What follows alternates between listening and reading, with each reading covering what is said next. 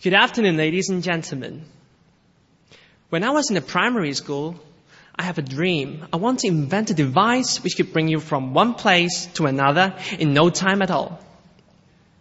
When I was in the secondary school, my dream was to study in my ideal university. And when eventually I got into the university, my dream was to graduate. How pathetic. When we grow up, we dream less and become more realistic. Why? Why do we have to change our dreams so in order to let it be fulfilled? Why do we have to surrender to the so-called reality? What is the reality actually? Ladies and gentlemen, the reality is not real. It is a barrier keeping us from all the possible fantasies. Flying, for example, had been a dream to mankind for thousands of years. 100 years ago, man could not fly was still regarded as the reality. Now, if that was really the reality, what did the Wright brothers do? And how did some of you get to Macau? Only when we believe that the reality is not real can we soar with our dreams. People say that our future is a battle between the reality and our dreams. And if unfortunately Mr. Reality wins this war, then I see no future of mankind at all. AIDS will never be curable, as this is the reality. People living in the undeveloped countries will suffer from starvation forever, as this is the reality. Disputes among different countries would never be settled, as these misunderstandings and intolerance is the reality. Ladies and gentlemen, how many of you have a dream of being able to make a lot of money? Please raise your hands. Well, quite a number of you. Actually, ladies and gentlemen, this is not a dream, but a task. Every one of us has to make a living, right? Anyway, I hope your task will be accomplished. How many of you think that you have already fulfilled your dream and that you don't dream anymore? Dear educators, what do you think? C.S. Lewis once said, "You're never too old to dream a new dream." So, for our future, please dream and be unrealistic. Now that I'm a university student, my goal is to graduate with excellencies. But at the same time, I have a dream deeply rooted in our future.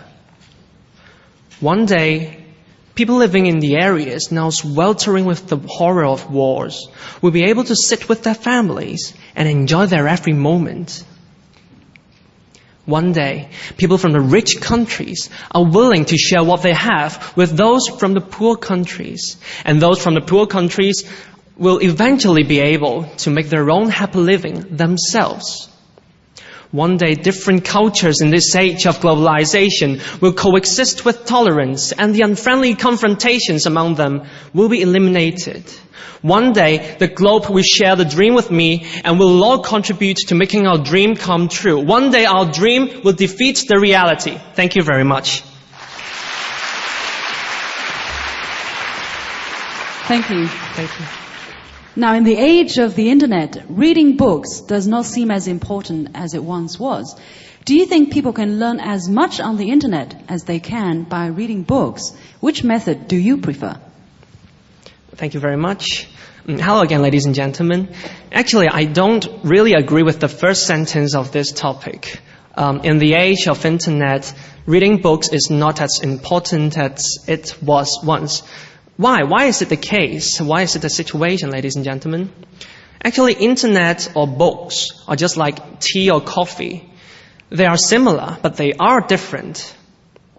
University students nowadays love to use the internet to search for information when they're working with their essays. Like last semester, when I was working with my physics essay, I log into Google and I search for NEWTON, and all the laws and theories of Newton just popped out, and I can choose whichever one I like to use. But when I walked into the library, all the books came out and I have to choose which one to read. How inconvenient.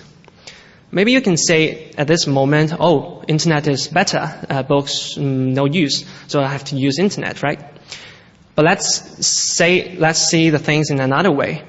I love traveling a lot, and I love to bring a book with me. And I love to read my Da Vinci Code when I was having my trip on the bus or on ship. Actually, whenever it is, wherever you go, whatever you are doing, you can take out a book and read if you feel like doing so. Now, who will bother to take out a laptop and switch it on and search for the internet connection and to look for stories to read? How inconvenient. So at this very moment, I think it's quite dangerous for me because I think I'm unable to answer the question in the topic. Which method do you prefer, internet or books?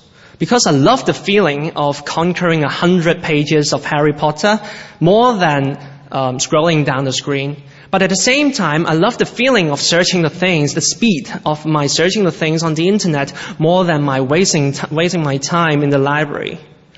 So in this age of internet, in this age of modernization, in this age of civilization, why do you have to force someone to choose between internet and books?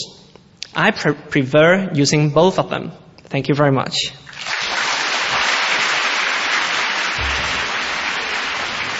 Contestant number 13. Thank you very much for encouraging us to be unrealistic dreamers and not surrender to Mr. Reality. With the traffic jam getting worse, especially in big cities, I'm actually very interested in your childhood dream to invent a device that can move people around easily. Is this still your dream? If not, why do you give it up? Is it because it is considered unrealistic? Thank you. Thank you very much. This is not my dream now, not because it is not unrealistic.